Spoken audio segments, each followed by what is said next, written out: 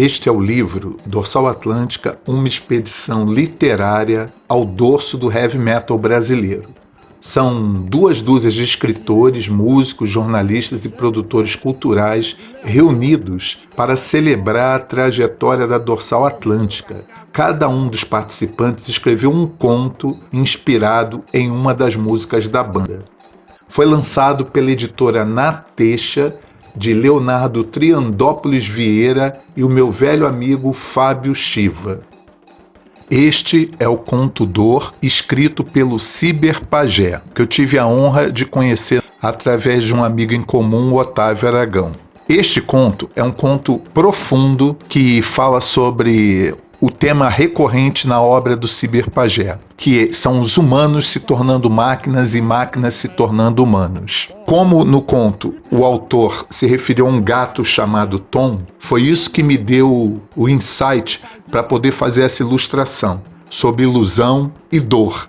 Esse personagem em cima é um apresentador americano. Eu não queria colocar exatamente o Silvio Santos, que eu achei que ia perder o simbolismo. Eu coloquei esse apresentador, o Wink Martindale. Vocês veem que ele está dentro de um estúdio muito apertado, o que simboliza a falta de maleabilidade, de espaço. É um estúdio como se fosse estúdio de televisão nos anos 50. Quando a imagem desce, nós podemos ver que o cameraman é um gato. E esse gato é o Tom, no qual o Ciber Pajé escreveu em seu conto.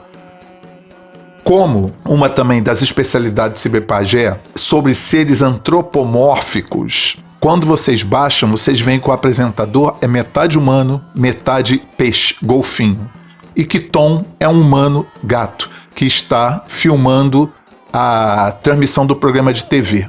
A próxima ilustração, colagem, se refere à faixa e ao conto Fighting in Gangs, escrito por Eliton Tomasi. Eu tomo a liberdade de ler Nietzsche, H é a ciência. Eu sou vários, há multidões em mim. Na mesa de minha alma sentam-se muitos, e eu sou todos eles. Há um velho, uma criança, um sábio, um tolo. Você nunca saberá com quem está sentado ou quanto tempo permanecerá com cada um de mim, mas prometo que se nos sentarmos à mesa, nesse ritual sagrado, eu lhe entregarei ao menos um dos tantos que sou, e correrei os riscos de estarmos juntos no mesmo plano. Fighting Gangs foi escrito originalmente falando sobre luta de gangues, mas o Eliton transformou essa história em um encontro de uma visita a uma família, em uma mesa de jantar. Nessa colagem, eu coloco a tensão do visitante, das pessoas que o recebem e do mal-estar reinante. Não é mais uma luta apenas em gangues, é uma luta entre verdades absolutas. Essa próxima imagem se refere ao conto Guerrilha. Só para explicar aos espectadores, nobres espectadores, que o editor, Fábio Shiva e eu, nós não escolhemos que cada um dos contistas escrevesse determinado conto ou se referisse a determinada música. Houve um sorteio. Então o Fábio foi sorteado com Guerrilha. Eu diria que é uma bênção divina até.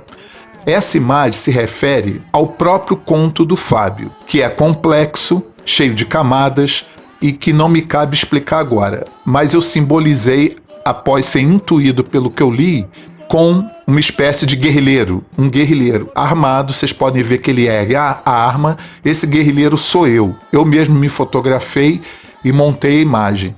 O guerrilheiro está dentro de um templo sagrado, uma imagem, mas um templo de certa forma cibernético, porque nas laterais dessa igreja existem símbolos de computadores, imagens em 3D. No chão, a marcação de um corpo de um cadáver. E no alto, juntamente com a arma, há um Cristo crucificado, porque nós conseguimos pegar um texto e transformar numa imagem para que ela tenha uma outra leitura sobre o que foi escrito. No Rio de Janeiro é muito comum você encontrar PMs na rua com a R15, de dia, à vista de todos. E a tendência da sociedade brasileira como está dotada é normalizar Então você chega a um ponto que pessoas religiosas querem execução de negros, pobres e todos aqueles indesejáveis na sociedade. Um método usado por vários governantes: executar pobres com a desculpa que você vai ter mais paz. Essas pessoas são religiosas, atenção, o governador é evangélico. Pois é.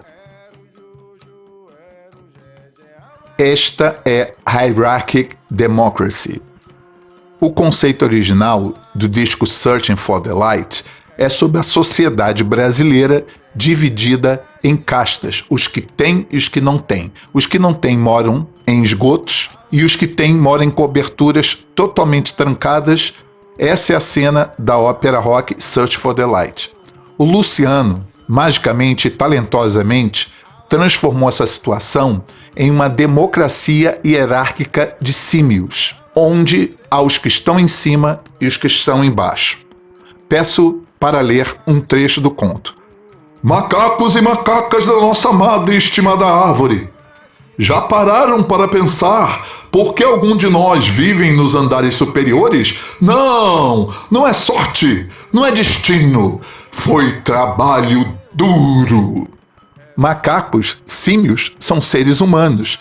A simbologia dessas várias imagens também se refere, de certa forma, à profunda influência que o filme Planeta dos Macacos teve sobre mim.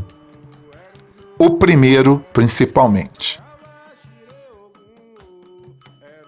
Esta colagem é uma imagem sobre o conto Imperium de Suzy Ramone. Leio um trecho do conto. Mais cedo naquele dia, uma mensagem de seu celular trouxe o impulso que ele tanto precisava.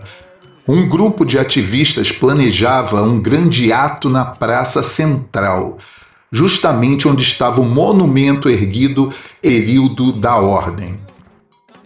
Houve um período, há pouco tempo atrás, poucos anos, que manifestantes paulistas decidiram se insurgir contra símbolos tipicamente paulistas. São Paulo foi muito erguida sobre a égide do grande bandeirante.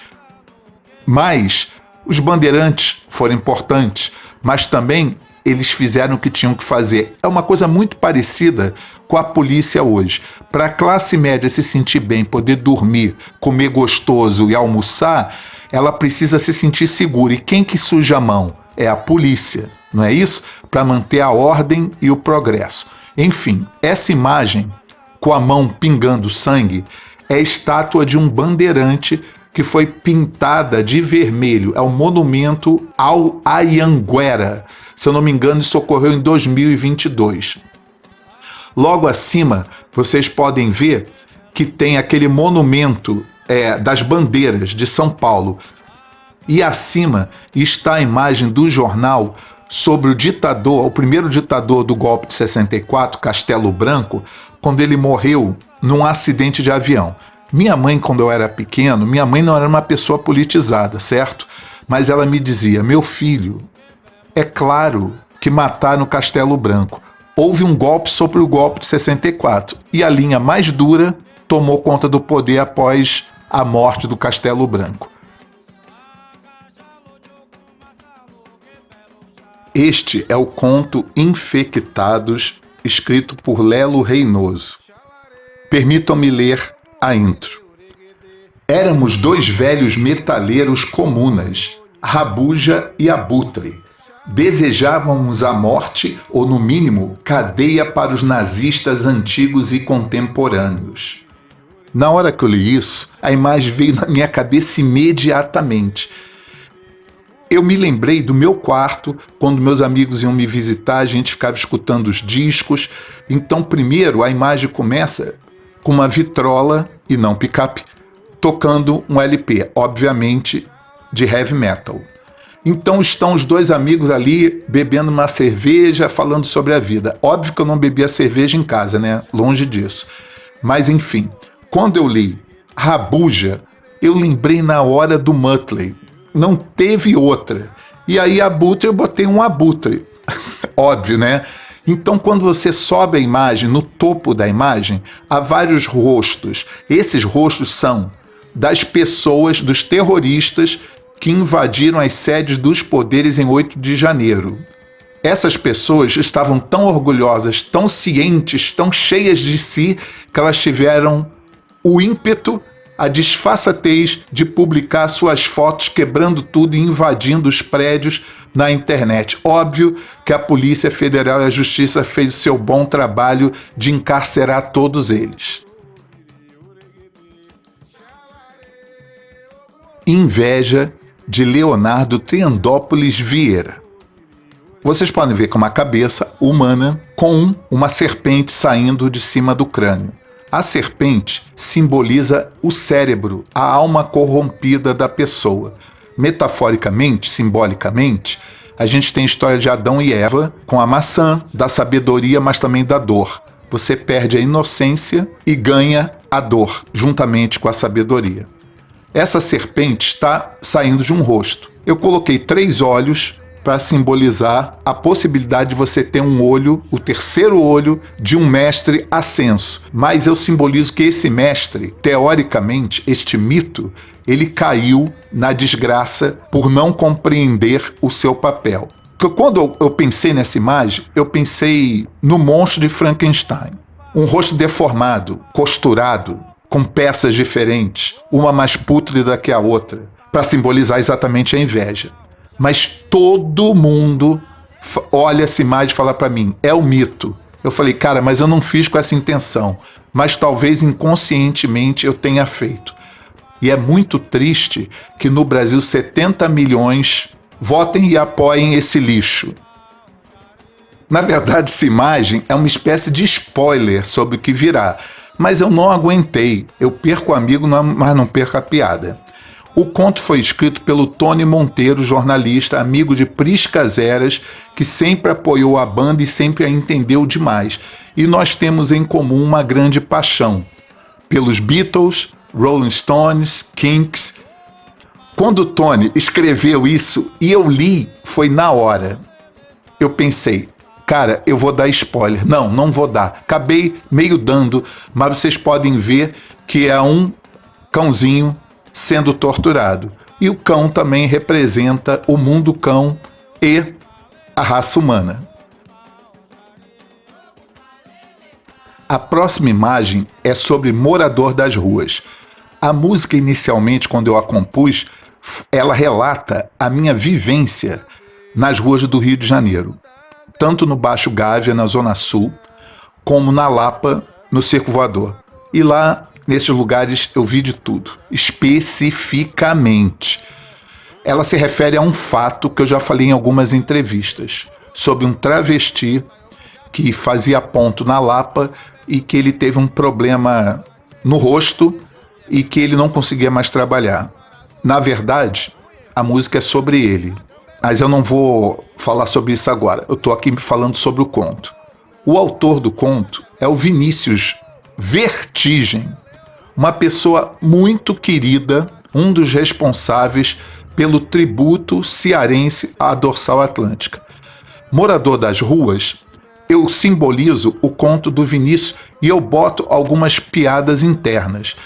Principalmente tem um pastor ali pregando no meio da rua, porque a sociedade é violenta, está abandonada, tudo aquilo que vocês sabem. Lá no canto, sobre o carro da polícia, tem 3 rostos pequenos. O Glenn Danzig, do Misfits, e para quem conhece, o Misfits é inspirado naquele último filme, o nome, né, da banda, no último filme da Marilyn Monroe e do Clark Gable. E ao lado estou eu, olhando ali como quem não quer nada, e o Clemente, né, atual plebe rude. Ao lado do pastor tem um indivíduo, como se fosse um mendigo, um morador de rua. Ele está com a camiseta do Restos de Nada. Não vou dar spoiler, mas a ideia é essa. Tem uma criança que está descrita no conto, a sociedade nua e crua como ela é. My Generation, escrita pelo grande Fabiano Calisto. Como eu iria representar My Generation? Que era uma música que falava sobre a minha geração, sobre o que eu entendia na metade dos anos 90, sobre tudo que eu tinha vivido. Obviamente, essa música foi inspirada na música My Generation do The Who. E eu pensei, o que foi muito simbólico quando eu era criança e estava me tornando adolescente? A Guerra do Vietnã. E quem foi o grande herói dessa guerra? Ho Chi Minh, que foi o primeiro a derrotar os Estados Unidos. Porque os Estados Unidos foram derrotados no Vietnã, apesar de toda a sua tecnologia, truculência, imposição militar, como existe até hoje. Então eu coloco Ho Chi Minh, o grande líder, e atrás as crianças. A famosa foto conhecida como Garota Napalm, uma menina que corre desnuda, tendo a sua pele atingida por napalm. E o rei gritava: acabem com o candomblé! Queimem os livros! O Messias sou eu! Queimem as Joanas! Essa inspiração para a pandemia, da Ana Trettel, espero ter pronunciado direito. E ela entendeu bem o espírito da coisa da pandemia. Vocês têm ideia? 700 mil brasileiros mortos. E os brasileiros ainda não dão a mínima para isso. Precisa que um de cada família tenha morrido para você se preocupar com a dor do outro? E a ilustração fala exatamente sobre isso.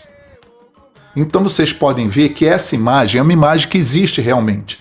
É a Joana d'Arc em Notre Dame, em Paris. Vocês veem os planetas, ou seja, mostrando que nada é à toa. Que a morte, que a dor, que a vida, que o amor, que o desamor, que as idas, vindas, perdas, vitórias, todas são regidas, não pelo acaso, mas por um grande mundo que envolve planetas, o universo como um todo. E tudo isso também pode simbolizar nada, porque muitas pessoas não acreditam em nada disso, não tem o mínimo significado.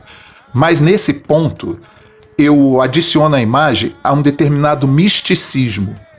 Uma vidente, uma pitonisa e um grupo de mulheres, como mulheres gregas, e cantando para seus deuses em um círculo de harmonia que representa o círculo da rotação e translação dos planetas.